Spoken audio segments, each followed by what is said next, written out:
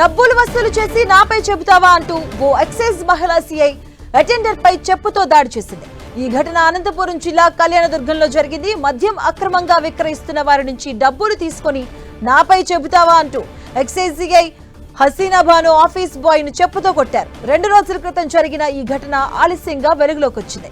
ఈ video social మీడియాలో ఇప్పుడు వైరల్ గా మారింది.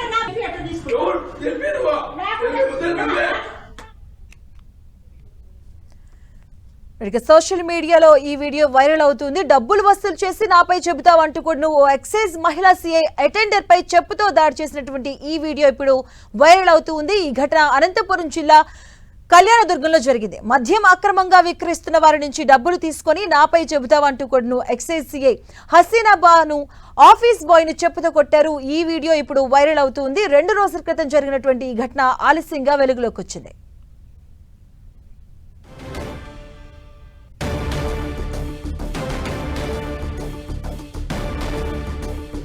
ఇదే అంశానికి సంబంధించిన పూర్తి అప్డేట్స్ మా కరెస్పాండెంట్ జగదీష్ అందిస్తారు. జగదీష్. మాధవి, అనంతపురం జిల్లా Kalyandurg excise CI Haseena Banu attender చెప్తూ వచ్చిన వీడియో సోషల్ మీడియాలో వైరల్ గా మారింది.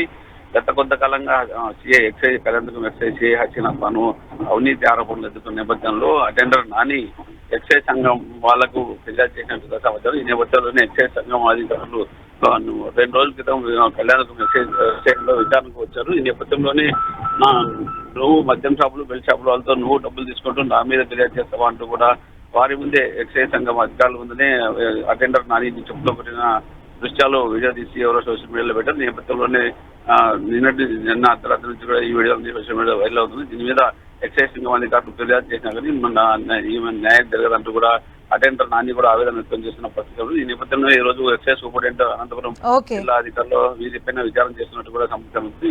మరిన్ని విషయాలు పూర్తి విచారణ చేసిన తర్వాత పూర్తిగా తెలియజేస్తామంటూ కూడా ఎక్సైజ్ సూపరింటెండెంట్ చెప్పిన పరిస్థితి కనబడుతుందని చెప్పొచ్చు. మాధవి. Right, thank you Jagadish.